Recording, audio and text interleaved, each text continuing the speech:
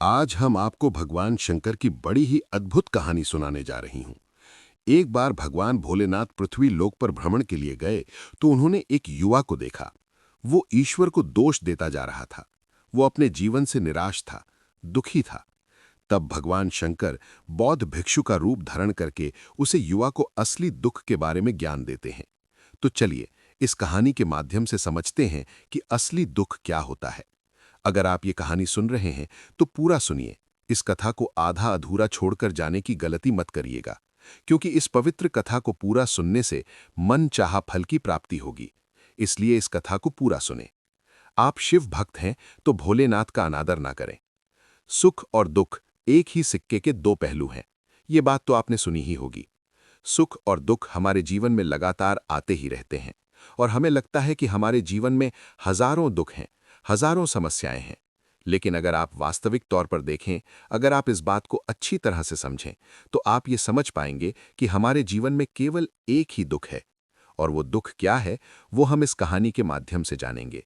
और उसे दुख का निवारण, उसे दुख का समाधान क्या है, वो भी हम इस कहानी में ही जानेंगे।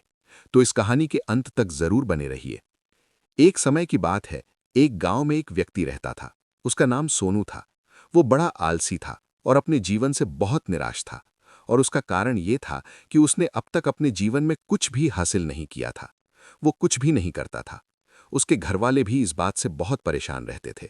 वे चाहते थे कि वे बाहर जाकर कुछ अच्छा काम करें, कोई अच्छी नौकरी कर लें, लेकिन वो उनकी एक नहीं सुनता था। घरवाले दूसरों का उदाहरण देकर उसे ताने मारते थे, उसे तरह तरह की बातें कहते थे, लेकिन उसे कोई फर्क नहीं पड़ता था।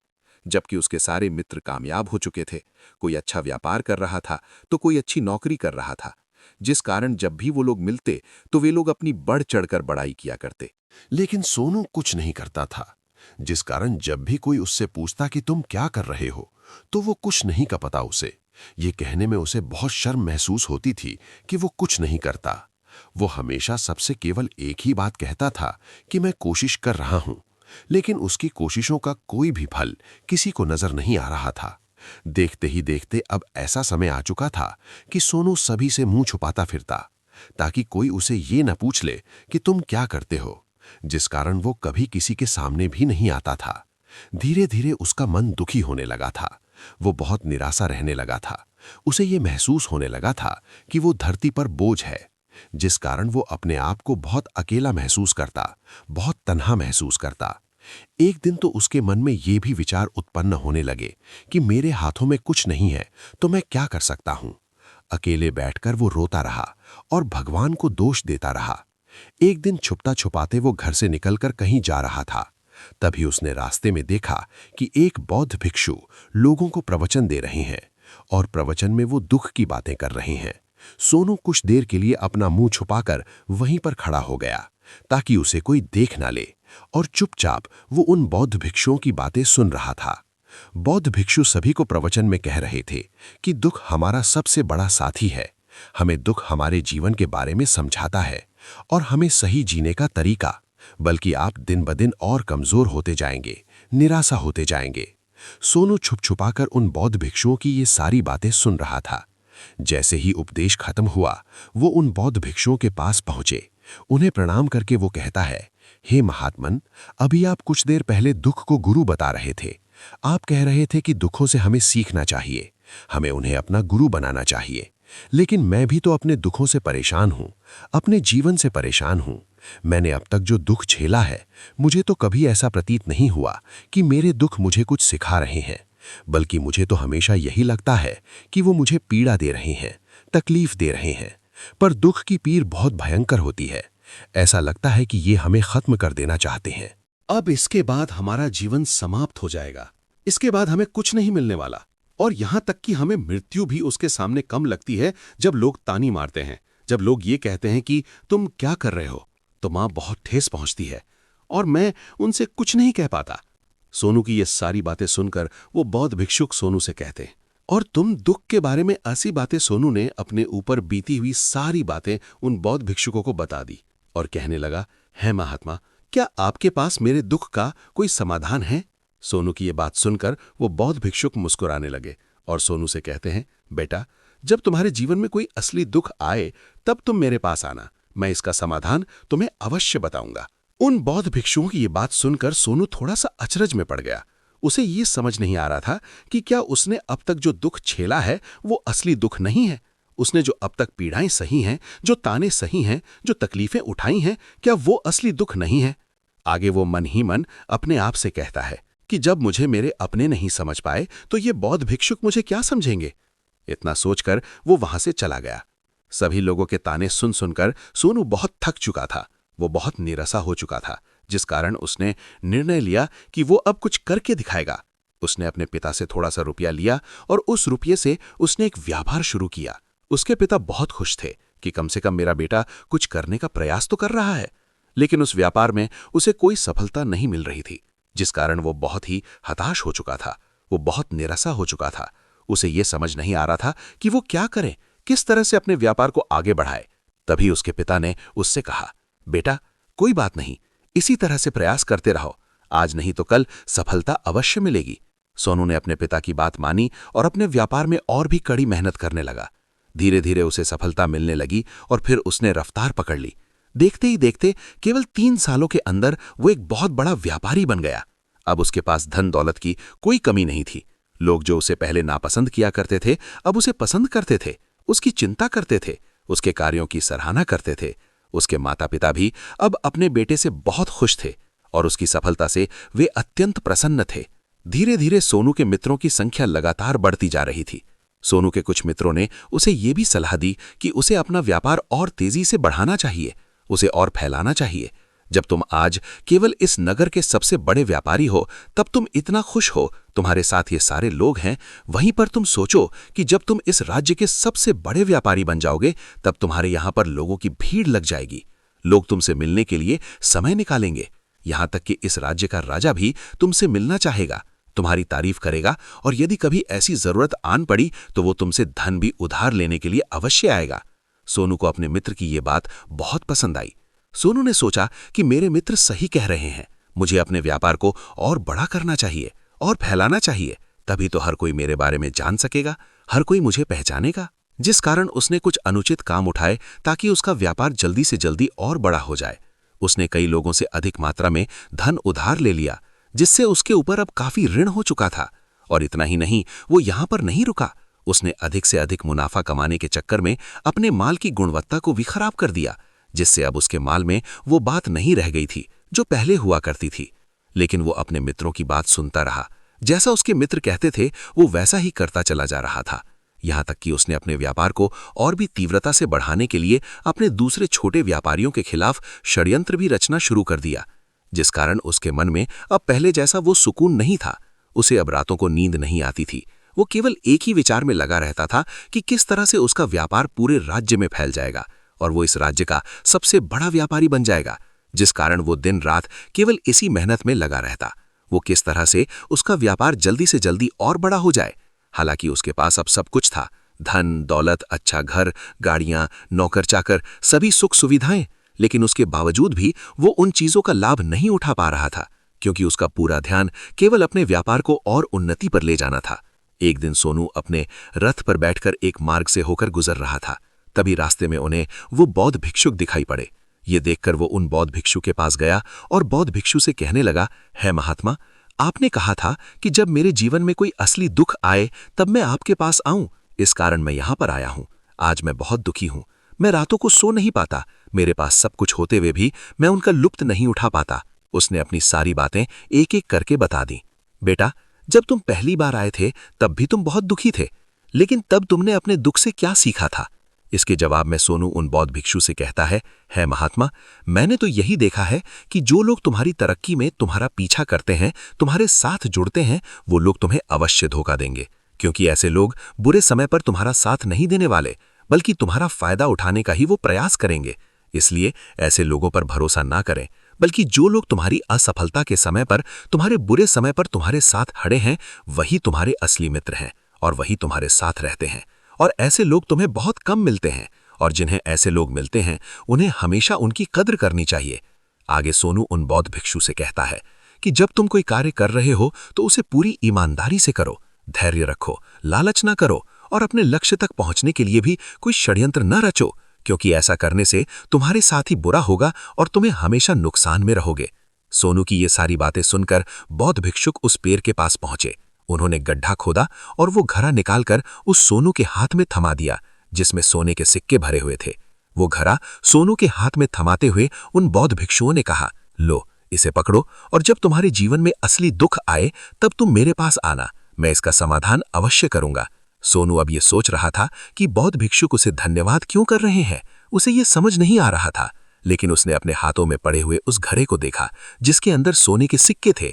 ये देखकर उसे मन ही मन ये लगा कि चलो अब तो थोड़ी सी राहत अवश्य हो जाएगी, मैं अपने मित्र का वो कर्ज लौटा सकूंगा और एक नया व्यापार भी फिर से आरंभ कर सकूंगा। जिस कारण उसने उन बौद्ध भिक्षुओं को प्रणाम किया, उनका धन्यवाद किया और वहां से चल पड़ा। सोनू ने उस सोने के सिक्कों से सभी का कर्ज लौटा दिया और अपने लिए एक बार फिर से नया व्यापार शुरू किया। व्यापार छोटा था, लेकिन अब की बार सोनू बहुत खुश था। उसने पूरी ईमानदारी, मेहनत और लगन के साथ अपने व्यापार पर काम किया और देखते ही देखते एक बार फिर से वो एक बड़ा व्यापारी बन गया। लेकिन अब की बार वो बहुत खुश था, क्योंकि इस बार उसने किसी लालच नहीं की, नहीं किसी के लिए षड्यंत्र रचा, बल्कि उसने पूरी ईमानदारी और मेहनत के साथ अपने व्यापार पर काम किया। लेकिन जैसे जैसे आप धनी होते जाते हैं, जैसे जैसे आप अमीर बनते जाते हैं, समाज में एक डर और उत्पन्न होने लगता है, और वो अपनी दौलत को न खो देना, जिस कारण आप लोग दान करना शुरू कर देते हैं, पुण्य करना शुरू कर देते हैं, लोगों की मदद करते हैं, ताकि आपके जीवन में कभी कोई दुख ना आए। लेकिन ये जीवन सुख और दुख का संगम है, जिस कारण हर किसी को सुख और दुख से होकर गुजरना ही पड़ता है। इसी वजह से एक बार फिर से सोनू के जीवन में एक और दुख उत्पन्न हुआ। अब की बार उसके माता और पिता दोनों की मृत्यु हो गई। सोनू अपने माता पिता से बहुत प्रेम करता था, जिस कारण उसके मन को बहुत गहरा आघात पहुंचा। जब आखिरी बार वो उन्हें देख रहा था तो उसके मन में हजारों सवाल उत्पन्न होने लगे। वो अपने घर लौटा। घर लौटकर उसने देखा कि जिस संपत्ति के लिए वो हमेशा लड़ते झगड़ते रहते थे, आज उसकी देखभाल के लिए कोई नहीं था। उसके माता पिता ने जो भी मेहनत की, जो भी अपने जीवन में इकट्ठा किया, सब यहीं रह गया। लेकिन अब सब कुछ खत्म हो चुका था और सोनू का मन अब बहुत बेचैन हो रहा था। उसके मन में हजारों सवाल उत्पन्न हो रहे थे और वो अपने आप को बहुत अकेला महसूस कर रहा था। उसे बहुत खाली सा महसूस हो रहा था। उसने इधर उधर देखा, लेकिन उसे कुछ समझ नहीं आया। तभी उसे उन बौद्ध भिक्षुओं की याद आई। वो तुरंत ही भागा भागा उन बौद्ध भिक्षुओं के पास पहुंचा। उसे देखते ही उन बौद्ध भिक्षुओं ने सोनू से सवाल किया और कहा, क्या बात है बेटा, क्या कोई फिर से दुख आज पड़ा है? तभी सोनू ने कहा, नहीं गुरुदेव, अब तो सब ठीक है, लेकिन आज मेरे माता पिता की मृत्यु हो गई और मैं बहुत अकेला महसूस कर रहा हूँ। मैं बहुत दुखी महसूस कर रहा हूँ, जैसे कुछ खाली सा है, जैसे कुछ अकेलापन सा। तभी वो बौद्ध भिक्षुक सोनू से कहते हैं, बेटा, इसमें दुखी होने वाली बात क्या है? ये तो जीवन है, एक दिन तो सभी को जाना है। यहाँ पर कोई रहने नहीं आया और नहीं कोई रहेगा। हम सब एक न एक दिन मृत्यु को प्राप्त हो ही जाएंगे, और मृत्यु कब आएगी ये किसी को नहीं पता। हो सकता है कि तुम्हारी मृत्यु कल ही हो जाएगी, या फिर आज और अभी। ये सुनकर सोनू आश्चर्यचकित रह गया। उसने उन बौद्ध भिक्षुओं से कहा, है महाराज, आप ये क्या कह रहे हैं? मैं तो अभी जवान हूं और मुझे तो अपनी पूरी उम्र जीना है। मैं तो जीना चाहता हूं, कुछ करना चाहता हूं, और आप कह रहे हैं कि मैं कभी भी मृत्यु को प्राप्त हो सकता हूं? इस पर वो बौद्ध भिक्षुक सोनू से कहते हैं, बंदे, इस भ्रम में मत रहना कि मृत्यु केवल बूढ़े को आती है। बूढ़ों के सामने तो उनके जवान बच्चे तक मर जाते हैं। मृत्यु कभी किसी की उम्र देखकर नहीं आती और नहीं किसी को बताकर आती है। उन बौद्ध भिक्षुओं के मुख से ये सारी बातें सुनकर सोनू और भी ज्यादा बेचैन हो गया और वो चुपचाप वहां से चला गया। उसके मन का वो खालीपन अब भी वैसे ही था। वो अब भी अपने आप को बहुत अकेला महसूस कर रहा था। उसके बाद से उसका मन अपने व्यापार में भी नहीं लगता। जब भी वो कोई कार्य करता तो उसके मन में ढेर सारे प्रश्न उठने लगते हैं। वो क्या कर रहा है, क्यों कर रहा है, और उसने इस कार्य को क्यों किया? उसके मन में अब एक और प्रश्न उत्पन्न होने लगा था, क्या हम यहाँ पर केवल इसीलिए आते हैं कि इस जीवन को भोगें और एक दिन मृत्यु को प्राप्त हो जाएं? वो ये समझ नहीं पा रहा था कि जीवन का असली मतलब क्या है। उसने कई विद्वानों से पूछा, अपनी तरफ से जो मुमकिन हो सकता था खोजबीन की, लेकिन उसे कोई भी जवाब नहीं मिल पा रहा था। और जब उसे कोई जवाब नहीं मिला तो उसका दुख और भी बढ़ गया, जिस कारण उसके मन की बेचैनी और भी बढ़ चुकी थी और उसे ये समझ नहीं आ रहा था कि वो क्या करे, कहाँ जाए, किससे पूछे। तभी उसे फिर से उन बौद्ध भिक्षुओं की याद आई। वो तुरंत ही भागा भागा उन बौद्ध भिक्षुओं के पास पहुंचा। उसे देखते ही उन बौद्ध भिक्षुओं ने सोनू से सवाल किया और कहा, क्या बात है बेटा, क्या कोई फिर से दुख आज पड़ा है?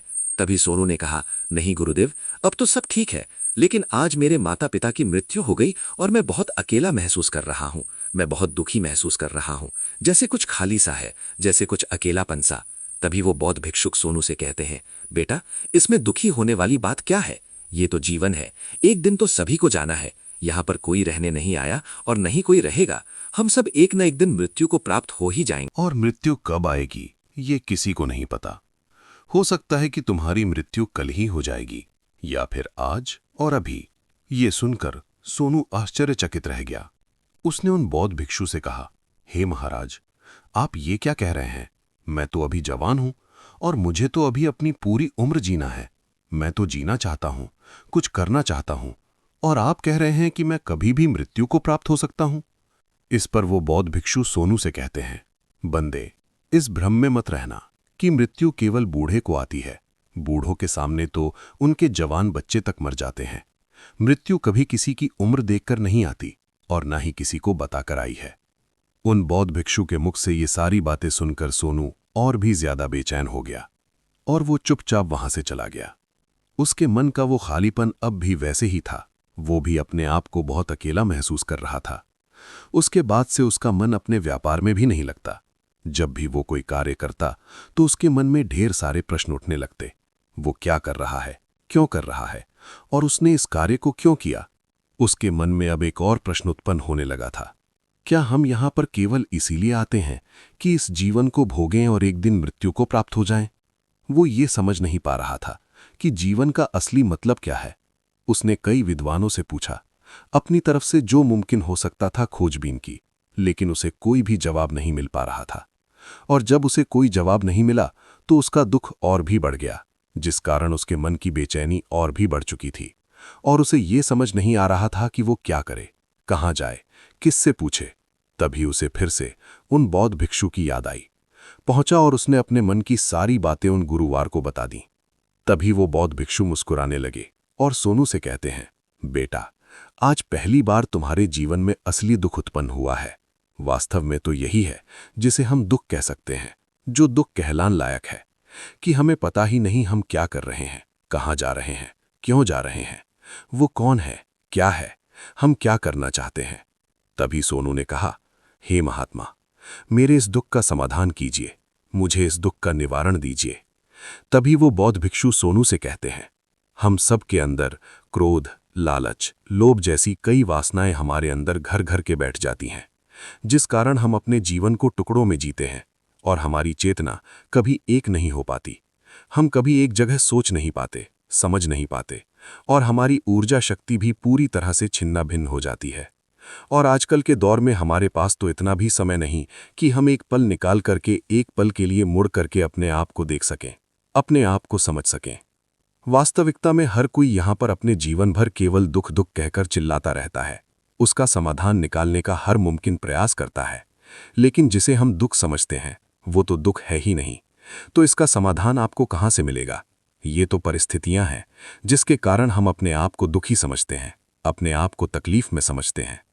जैसे हम एक स्थिति से निकलते हैं, हम किसी दूसरी स्थिति में फंस कर रह जाते हैं। जिस प्रकार हम पहली समस्या का सामना करते हैं, उसी प्रकार हम दूसरी समस्या का भी सामना करते रह जाते हैं। और जब हम इन परिस्थितियों से हार मान लेते हैं, जब हमें लगता है कि अब कोई रास्ता नहीं बचा, तब हमारे सामने हमें केवल एक ही रास्ता नजर आता है, और वो है मृत्यु। लेकिन ये कोई समाधान नहीं है, ये कोई रास्ता नहीं है। इसलिए यदि आप सचमुच अपनी समस्याओं का समाधान चाहते हैं, तो अपने आप को इकट्ठा करना सीखें। अपनी ऊर्जा को इस संसार में वापस कीजिए, उसे एक कर और अपने ऊपर ध्यान लगाए। मृत्यु से पहले अपने आप को पहचानो, अपने आप को जानो, अपने आप को बिखरने ना दो। तभी सोनू बौद्ध भिक्षु से कहता है, हे महाराज, तो क्या हमें इस जीवन को नहीं जीना चाहिए? क्या हमें अपनी इच्छाओं को नहीं पूरा करना चाहिए? तभी वो बौद्ध भिक्षु सोनू के इस सवाल का जवाब देते हुए कहते हैं कि हमें किसी से भी लगाव नहीं रखना चाहिए, हमें अपनी इच्छाओं को मार देना चाहिए, हमें संपत्ति इकट्ठा नहीं करनी चाहिए, क्योंकि हम मनुष्य की इच्छाएं, कामनाएं, वासनाएं ऐसी होती हैं जैसे मानो कि एक पर्वत से गिरता हुआ झरना, जिस पर किसी का नियंत्रण नहीं है सिवाय देखते रहने की और परेशान होने की। लेकिन जब तुम अपने ऊपर ध्यान देने लगते हो, तब तुम अपने आप को पहचान जाते हो, समझ जाते हो, तब तुम इस पर नियंत्रण पा सकते हो।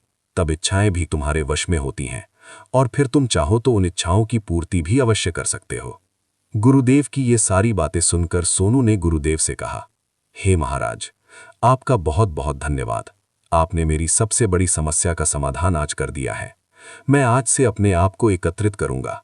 गुरुदेव, मानव शरीर में बहुत ऊर्जा है, बहुत शक्ति है, पर वो बेकार के कामों में लग जाती है, जिस कारण हमारा जीवन भी बेकार की चीजों में लगा रहता है। लेकिन हम कभी भी इस पर अपना ध्यान नहीं देते।